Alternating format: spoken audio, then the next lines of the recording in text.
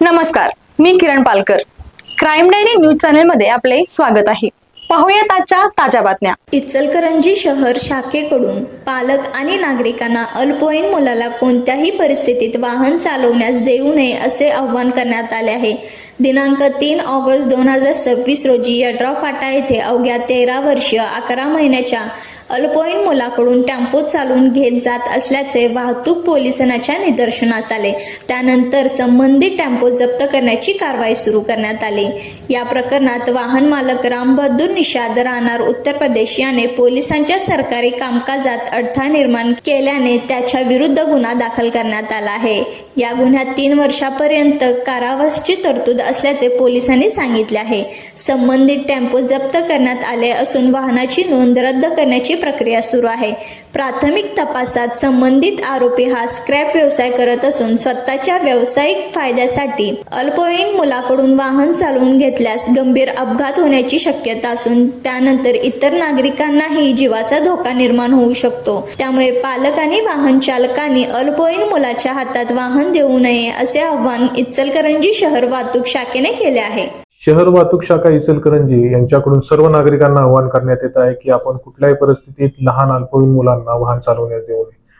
दिनांक 3/8/2026 रोजी यड्रावपाटा या ठिकाणी एक अल्पवयीन 14 वर्षाचा मुलगा हा छोटा हत्ती टेम्पो चालवत असताना आढळून आला.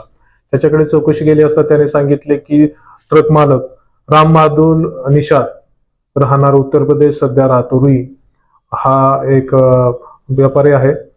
त्याने त्यास चालवण्यास दिला होता. त्या अनुषंगाने सदर जो वाहन मालक आहे त्या ठिकाणी आला. त्यांना त्या ठिकाणी कारवाई करत असल्याबाबत सांगितल्यानंतर त्याने कारवाईस विरोध केला. तरी सदर वाहन मालकावर त्याने अल्पवयीन मुलाला वाहन चालवण्यास दिले त्याबाबत गुन्हा दाखल करण्यात आलेला आहे. सदरचे वाहन जप्त करण्यात आलेले आहे. तसेच त्याचे आरसी रद्द करण्याची प्रोसेस पण चालू आहे. नागरिकांना आव्हान आहे की कायद्याप्रमाणे लहान मुलांना वाहन चालवण्यास देता येत नाही. जर असं वाहन चालवण्यास दिले तर त्या पालकांवर गुन्हा दाखल होतो. तसेच अल्पवयीन मुलास वयाच्या 25व्या वर्षापर्यंतही त्याला लायसन काढता येत नाही. या गुन्ह्यास 3 वर्ष शिक्षा आहे. त्याचबरोबर 25,000 दंडही होतो. मुलाचं भवितव्य खराब होतं. तसेच ज्यावेळेस अल्पवयीन मुलाला तुम्ही वाहन चालवण्यास देता तर त्याच्याकडून अपघात होण्याची शक्यता असते. त्या अपघातामुळे त्या मुलाचं तसेच समोरच्या व्यक्तींचे जीवितही धोक्यात येते.